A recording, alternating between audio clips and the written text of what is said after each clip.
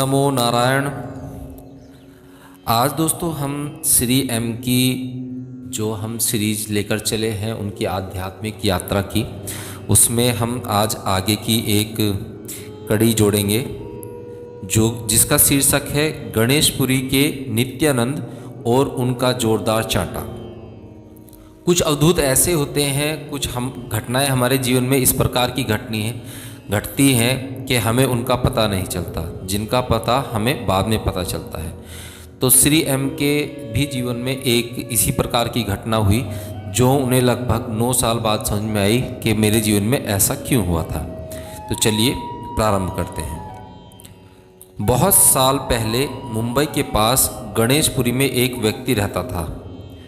उनके सनकी तौर तरीकों और पागलपन के बावजूद हजारों की तादाद में उनके भक्त उन्हें महान संत मानते थे। उनका नाम था नित्यानंद।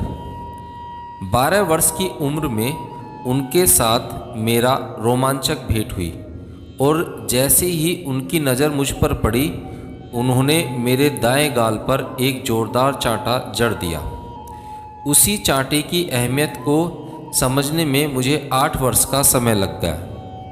लेकिन पहले मैं आपको बताना चाहता हूँ कि उनके बारे में अपनी आत्मकथा में मैंने लिखा क्यों नहीं, क्योंकि उनकी फ़ोटो उसमें छपी गई है।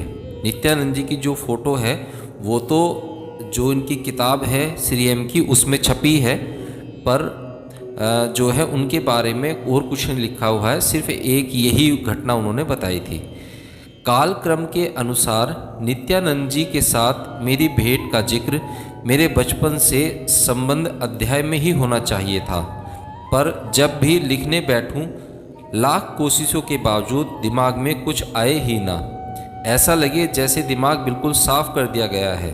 केवल उनकी आकृति बार बार दिमाग में उभरती और फिर गायब हो जाती।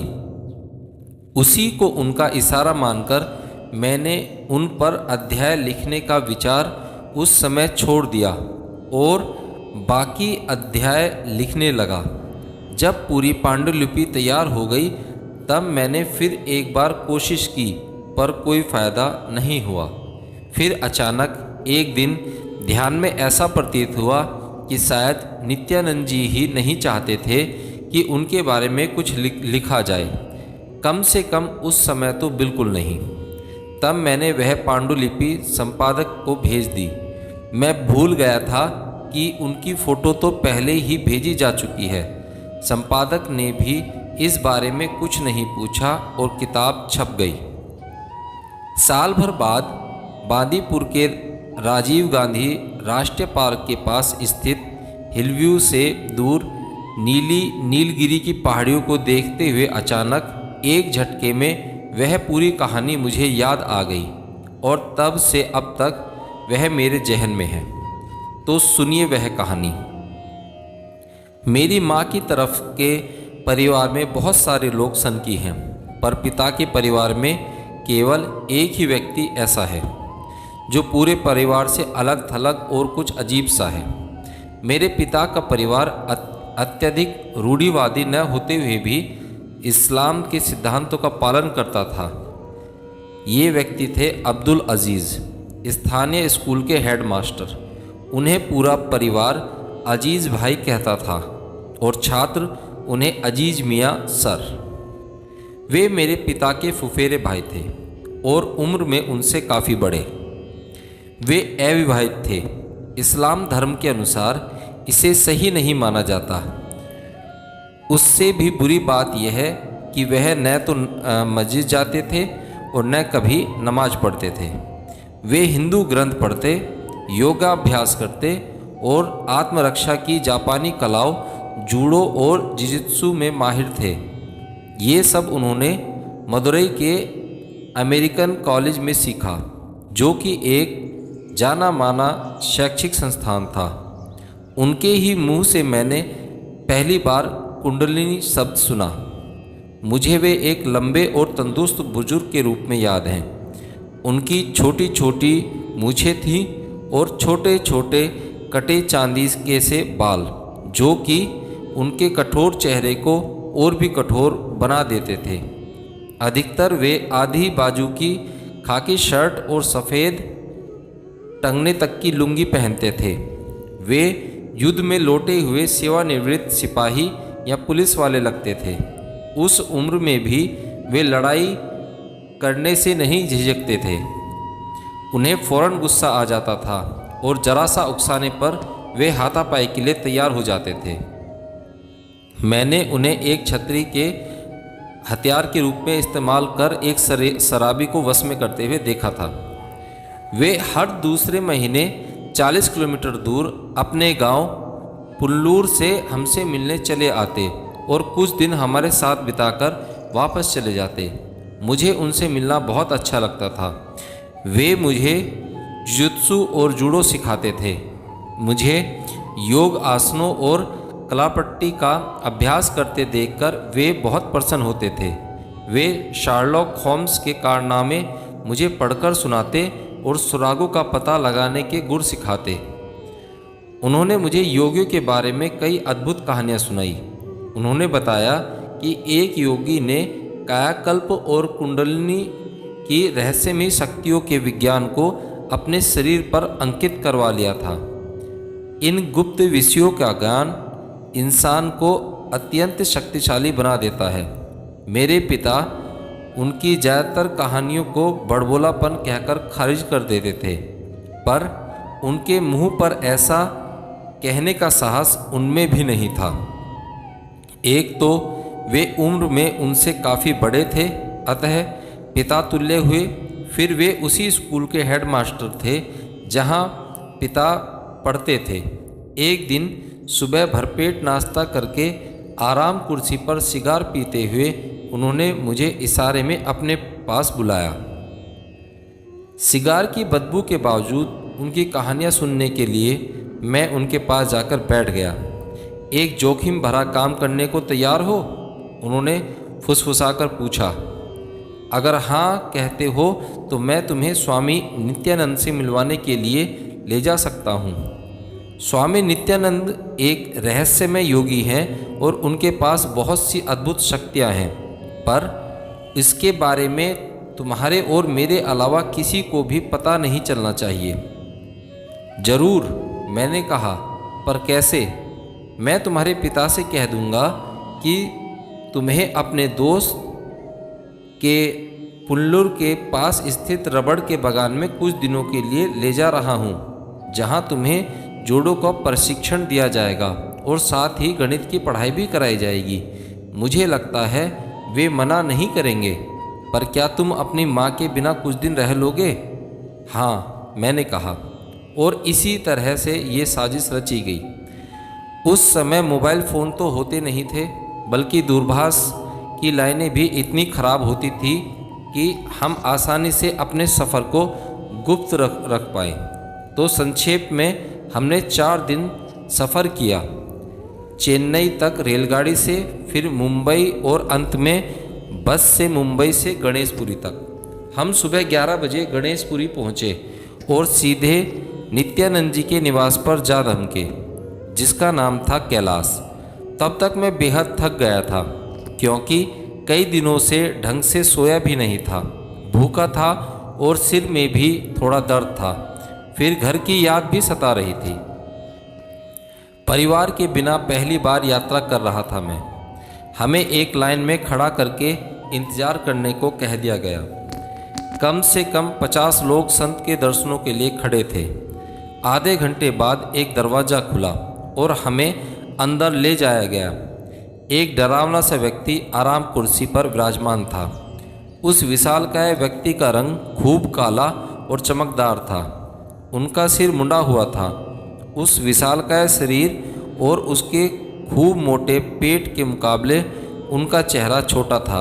वह नंगे पांव थे और उनके सिर्फ एक लंगोटी पहनी हुई थी।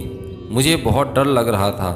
उस डरावने आकार के अलावा वो व्यक्ति पागल भी था।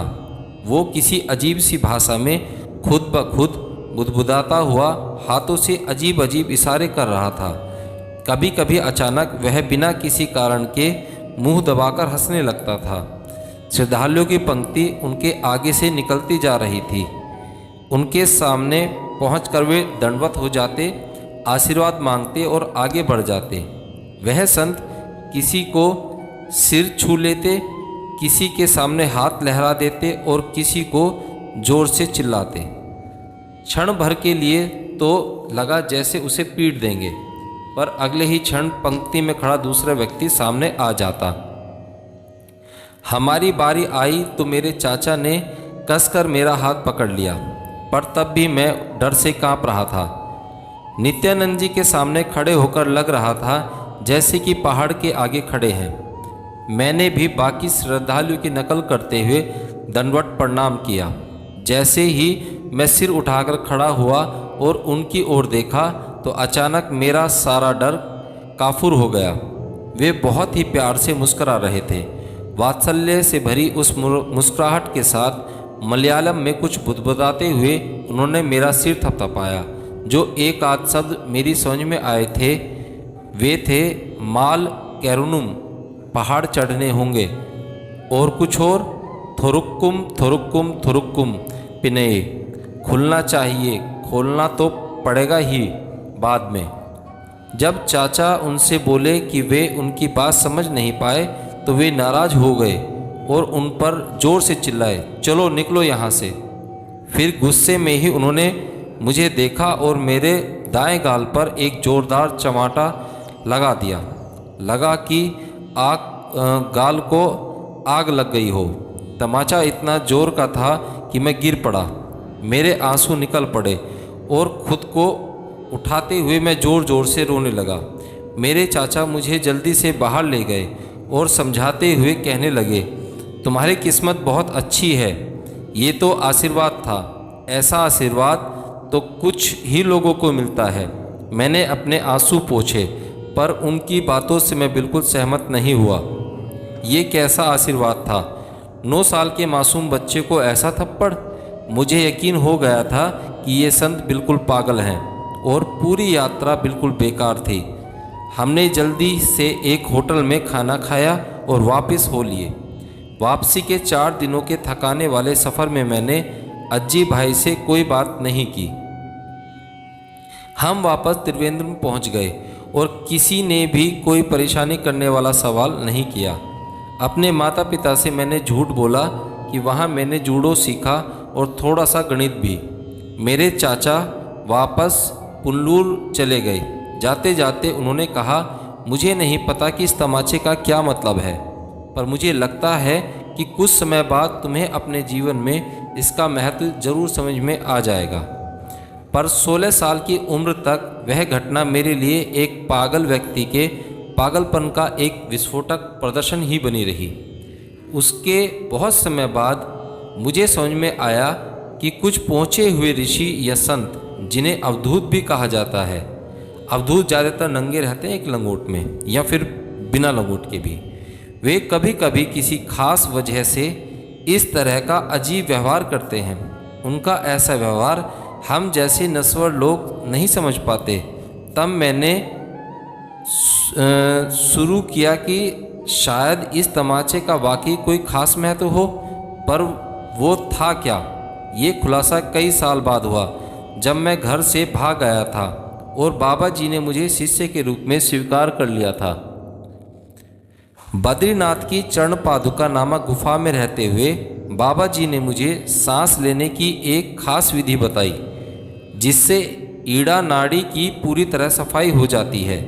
ईड़ा नाड़ी वह रास्ता है जिससे प्राण अथवा संजीवनी शक्ति शरीर के बाएं हिस्से को जाती है।